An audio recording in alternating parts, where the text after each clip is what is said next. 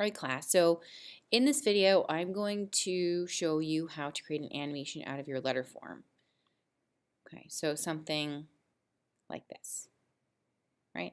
So this animation was created from one of the letter form projects that I originally showed you in the beginning of the lesson.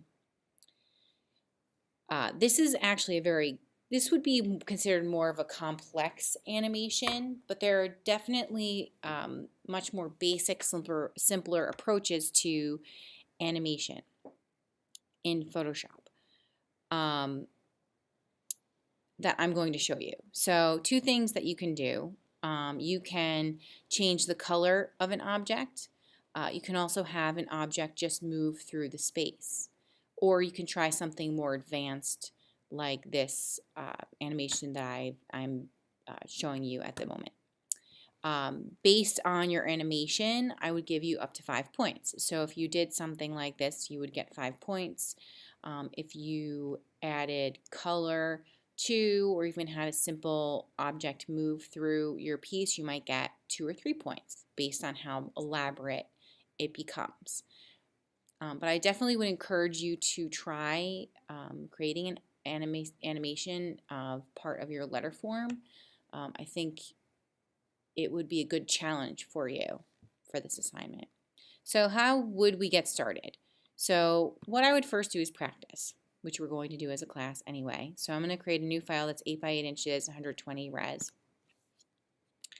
And let's say that I wanted to change the color of something in my image. Okay, so I'm just going to start off with a simple shape. So let's say I have a shape, and I'm going to change the color of it to red, right?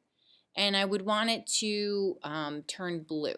So what I'm going to do is I'm going to take my rectangle and I'm going to duplicate it, and I'm going to make this next one blue.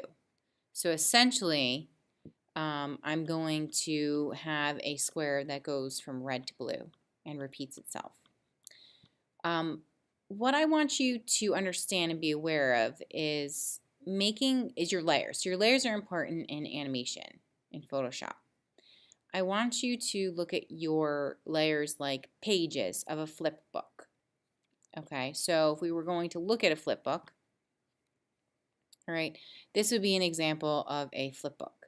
So these are examples of how they move, right? And this is actually a good example of page to page. So you can see in page 1, the shark is coming out from the side of the page. It's coming out further. It's moving. These fish are moving to the right.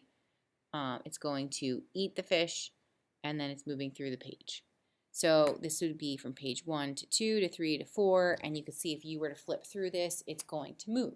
So you're going to look at each of your layers like a page. So the layer, layer, layer, layer as it moves.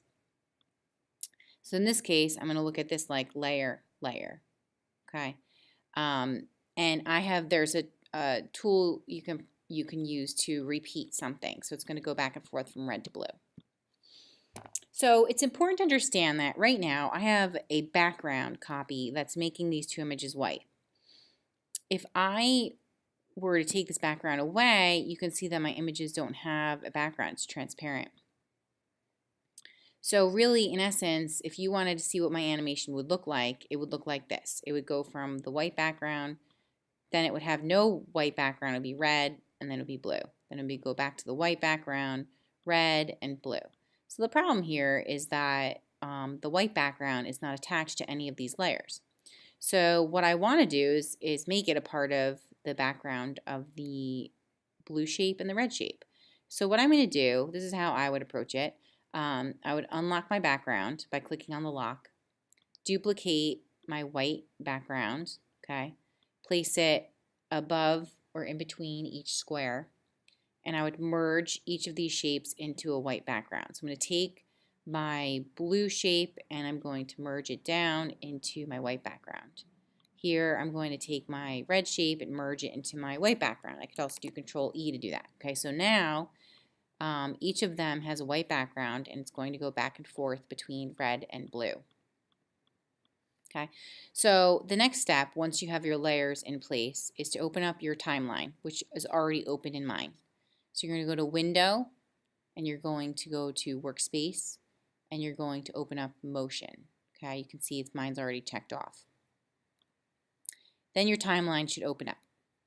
Then what I would like you to do is create a frame animation. So yours might be on Create a Video Timeline. I want you to make sure that you have it on Create Frame Animation.